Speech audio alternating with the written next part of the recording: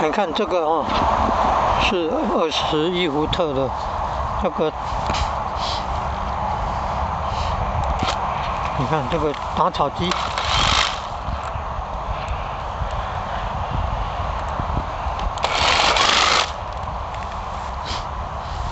然后用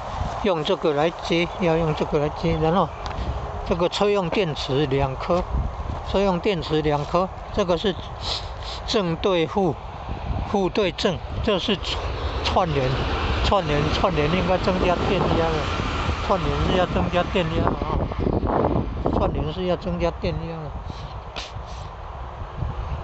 它2颗那个电池，一颗比较好，一颗比较没有办法充电充进去，然后加在一起，可不可以给这个打草机？它那个电池是最大是21伏特的，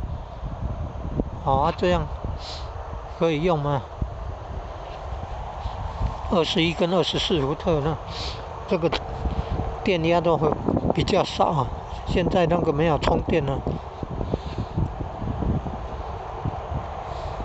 那这样行得通吗？能够用吗？